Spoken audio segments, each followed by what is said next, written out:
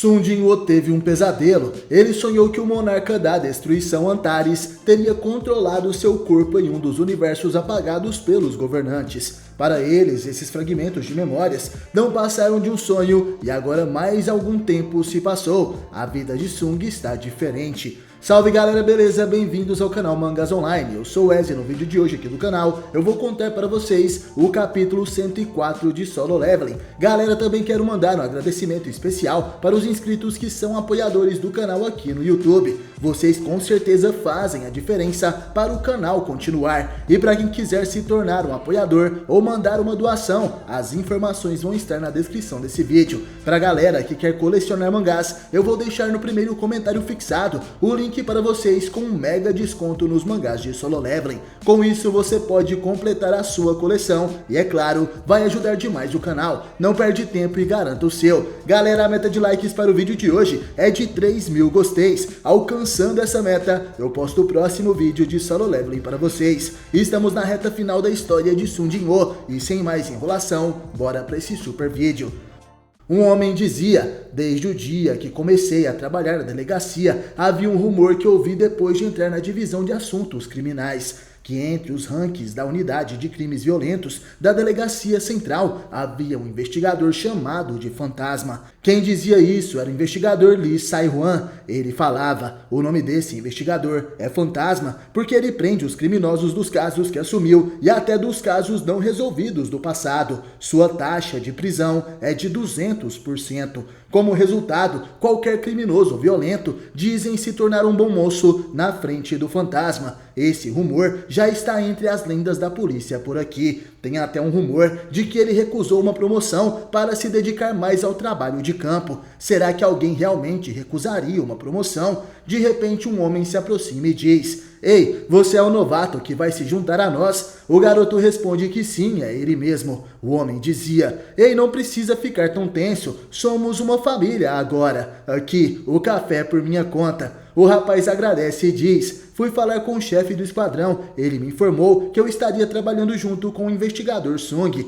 O outro policial responde: ah, você está falando do Fantasma. Naquele momento o garoto se engasga, ele não sabia que Sun Jin-woo era o Fantasma. O homem continua: demos esse apelido para ele porque ele vem e vai que nem um espírito, mas de alguma forma as outras delegacias começaram a chamar ele assim também. Tenho certeza de que já ouviu falar dele. O garoto tremia, ele responde que sim. O homem então revela: na verdade o café que te dei era para ele. Falando no diabo, aí vem ele. Sung chega naquele local, o garoto estava com medo, ele bebeu o café que era para o seu veterano. Esse homem é o Fantasma da delegacia principal. Sung cumprimenta o outro policial e pergunta se aquele garoto era o recruta. O homem responde que sim, seu nome é Lee Sai-hwan. Sung abraça o garoto e diz que vai treiná-lo. O outro policial deseja boa sorte. Sai-hwan se perguntava se Sun Jin-woo estava irritado por ele ter bebido o seu café. Ele pergunta para Jin-woo para onde iriam.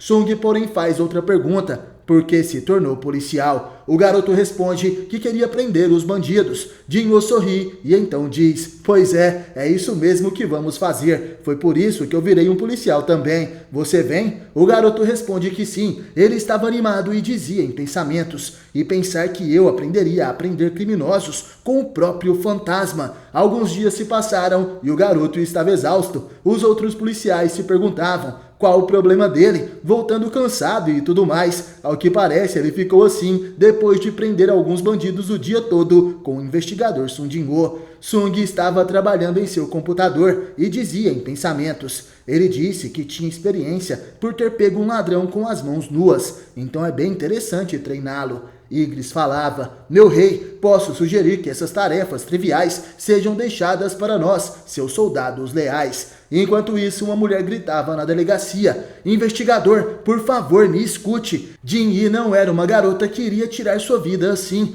O investigador diz que entendia como aquela mulher se sente, mas como já explicou, todas as provas apontam que isso aconteceu. Sung observa aquilo e a mulher dizia: por favor, veja essas mensagens. Elas parecem de alguém que estava planejando morrer horas depois. O investigador falava: senhorita, logo de cara, a maioria dos suicídios não são planejados, são feitos pelo calor do momento. De repente, Sung se intromete e pergunta se podia dar uma olhada no caso. O homem apresenta o relatório para Jin-woo e pede para não colocá-lo em uma situação difícil. Jin-woo dizia: a mulher foi encontrada na banheira depois de ter sangrado por um grande corte no pulso. A faca usada para cortar o pulso foi encontrada dentro da banheira e as únicas digitais na faca são dela. Apesar da falecida parecer ter tido uma personalidade brilhante, ela aparentemente foi diagnosticada com depressão. Sung fala que não via nada de errado com aquele relatório, mas iria confirmar por conta própria só para ter certeza. A mulher fica surpresa e outro detetive diz em pensamentos: certamente o fantasma achou algo suspeito.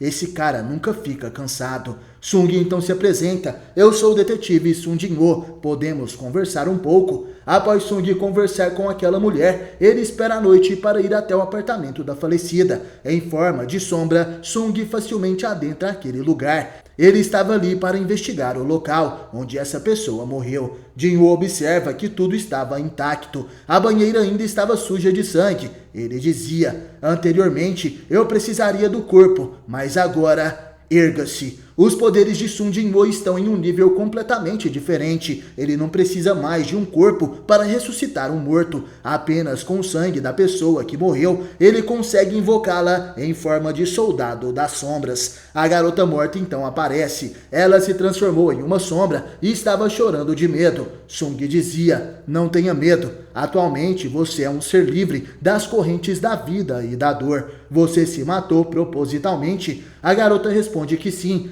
Sung queria saber por que isso aconteceu e ela então conta sua história. No outro dia, Sung Jin-woo vai até a casa de um certo homem. Ele bate na porta e o homem se pergunta quem seria a essa hora. Sung se apresenta: sou o investigador Sung Jin-woo, da unidade de crimes violentos da delegacia central. Tenho algumas perguntas sobre sua filha. Poderia me dar um pouco de seu tempo? O homem abre a porta desesperado e pergunta: o resultado da investigação já saiu? Como minha filha morreu? Sung responde: não sabemos de nada ainda, mas tenho algumas perguntas que gostaria de fazer sobre sua filha. Poderia vir comigo? O homem responde que sim, se eu puder ajudar a descobrir a verdade por trás da morte da minha filha, então vou ajudar o quanto puder. Os dois então vão até um café e Sung falava: que tipo de aluna a senhorita Seo Jin-hee era? Por algum motivo, havia alguém que poderia ter algum rancor contra sua filha? O homem responde que não. Ela com certeza não era do tipo de criança que faria algo para os outros a odiarem.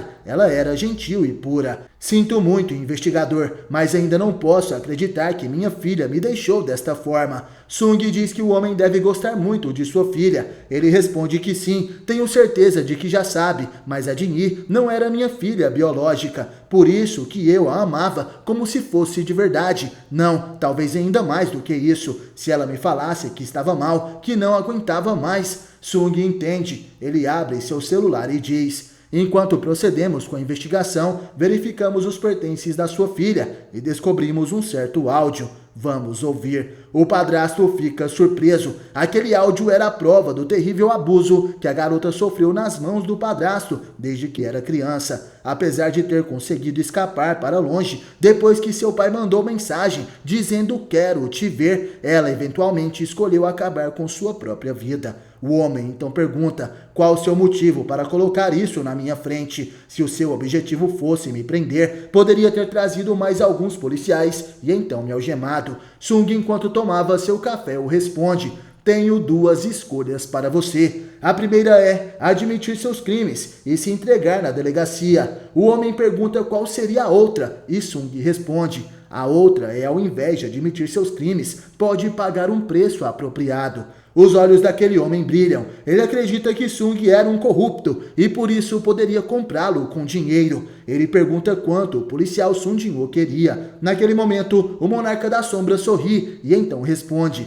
isso já é o bastante. Seus olhos começam a brilhar e ele dizia: escute bem, na verdade esse lugar em que você está agora não é o mundo em que você estava. É um mundo diferente que criei para lembrar o mundo lá fora por apenas um tempinho. A terra dos mortos, que nenhuma alma viva pode entrar sem a permissão do seu mestre. Esse é o mundo do repouso, esse é o nome da prisão. na qual você está agora. O homem fica assustado e pergunta: me desculpe, investigador, mas o que você quer dizer com isso? Sung então responde: pense bem, se lembra de como entrou aqui? De repente todo aquele lugar tinha apenas cadeiras vazias. O homem se levanta e dizia em pensamentos: como eu, agora que pensei, esse café está com tudo ligado, mas não tem ninguém, além de mim e esse investigador. O homem começa a gritar, ele pergunta o que era aquilo. Isso é um sonho, um pesadelo. Ele tenta fugir, mas de repente Beru aparece. Com suas garras ele perfura o corpo daquele homem dezenas de vezes. As garras de Beru começam a mutilar o corpo desse agressor e Sung Jin-woo apenas assistia à sentença. De repente, a sombra daquela menina aparece e diz: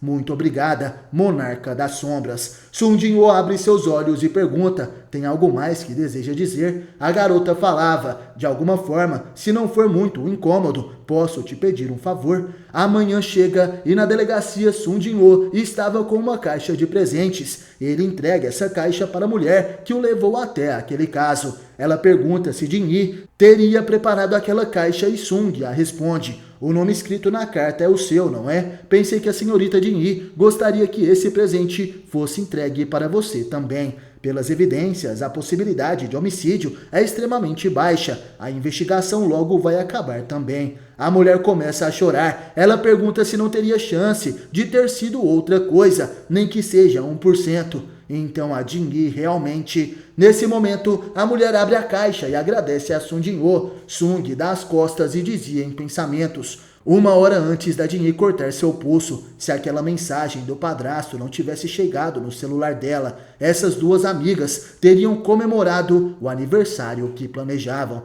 A garota começa a chorar. Naquela caixa tinha uma caneca. Esse era seu presente de aniversário.